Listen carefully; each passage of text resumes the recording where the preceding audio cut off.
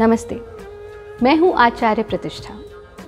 आज हम सभी वैश्विक महामारी से जूझ रहे हैं। We are facing a crucial time of pandemic. और ऐसे में, खास तौर पर ऐसे में, योग हमारे लिए बहुत ही लाभकारी है।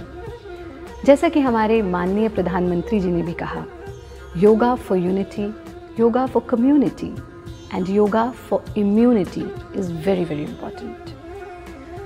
इसलिए और भी ज़्यादा आवश्यक है क्योंकि योग एक ऐसा विज्ञान है जो हमारे जीवन के हर पहलू को छूता है। It touches all the levels of human life, physical level, mental level, emotional level, social level, financial level and even spiritual level. और साथ में ही 21 जून को है अंतर्राष्ट्रीय योग दिवस।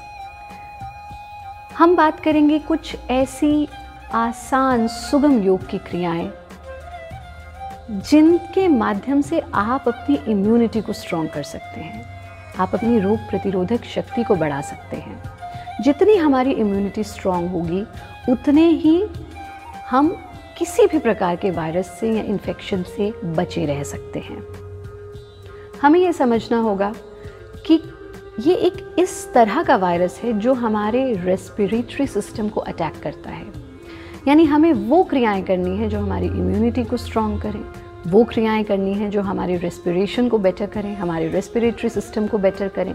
और साथ में ही क्योंकि आप घर में बंद हैं या लिमिटेड काम कर रहे हैं, ऐसे में हमें कई प्रकार की शारीरिक और मानसिक समस्या हो जाती है।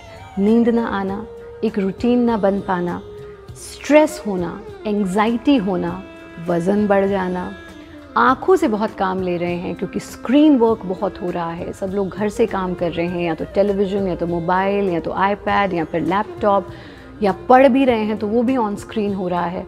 तो आँखों का स्वस्थ रखना, आँखों को स्वस्थ रखना बहुत आवश्यक है। यानी ये जितनी भी समस्याएं हैं उन सब के यौगिक समाधान मैं आपको बताऊंगी। आप हमारे साथ जुड़े रहें। पर आज के एपिसोड में ख़ास तौर पर हम करेंगे वो क्रियाएं जो आपकी इम्यूनिटी को बेटर करती हैं। आप नियमित रूप से करें कपालभाति का अभ्यास और साथ में ही नाड़ी शोधन का अभ्यास। कपालभाति के लिए पद्मासन, अर्ध पद्मासन, सुखासन या चौकड़ी मार करके बैठें। हाथों को ज्ञान मुद्रा में ले लें, आंखें बंद कर लें, कमर सीधी लेकिन अकड़ी हुई नहीं। प्रत्येक एक्सलेशन के साथ पेट के संकुचन को अनुभव करना।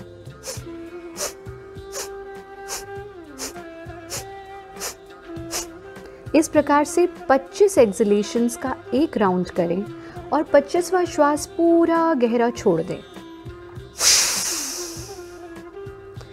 फिर श्वास भर ले। 25 एक्सलेशंस का एक राउंड, और आप कर सकते हैं 4 राउंड से शुरू करके इसको आप 8 से 12 राउंड्स तक भी ले जा सकते हैं।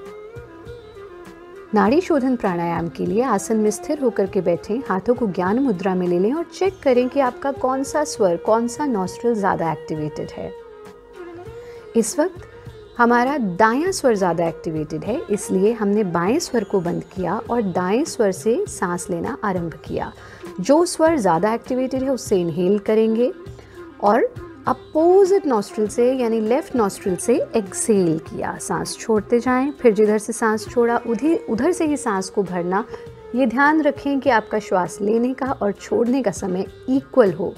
अपोजिट नॉस्ट्रिल से सांस छोड़ते जाएं। Time of inhalation and time of exhalation should be equal. फिर से दाएं स्वर से सांस लेना, बाएं से सांस छोड़ देना, फिर से बाएं स्वर से सांस लेना और दाएं स्वर से सांस छोड़ देना। नाड़ी शोधन का अभ्यास आरंभ में आप 5 मिनट कर सकते हैं। बढ़ाते बढ़ाते इसकी अवधि को 15 मिनट तक भी ले जा सकते हैं। धीरे से आंखें खोल देंगे। आपका तो आप नियमित अभ्यास करें, लेकिन आपको अपनी जीवन शैली में कुछ छोटे छोटे परिवर्तन लाने हैं। कि ध्यान रखें कि योग मात्र कसरत नहीं है। योग is not at all a mere set of physical or respiratory exercises. It is a complete lifestyle. आप अपने दिनचर्या में ये छोटे छोटे चेंजेस लाइए, जैसे कि प्रकृति के साथ समय बिताएं।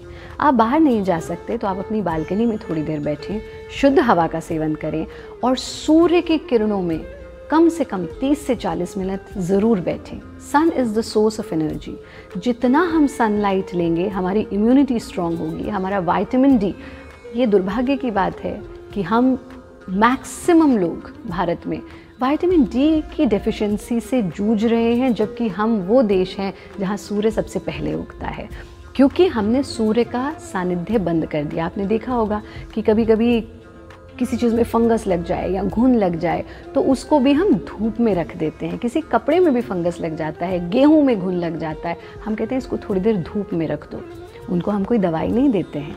ऐसे ही आपको अपने आप को थोड़ी देर धूप में रखना है। तो अगर आप अपनी इम्यूनिटी को बेटर करना चाहते हैं, 30 से 40 मिनट धूप में रहें, पानी खूब पिए, यानी जल के साथ रहें, अग्नि के साथ, धूप में अग्नि के साथ रहें, वायु के साथ रहें, 5 एलिमेंट्स का साथ कभी न छोड़ें, क्योंकि हम सब इन 5 एलिमेंट्स से ही निकले और अंत में हमें इन्हीं 5 एलिमेंट्स में लीन हो जाना है। सात्विक आहार लें, चिंता न करके चिंतन करें, योगी बने, उपयोगी बने, सहयोगी बने।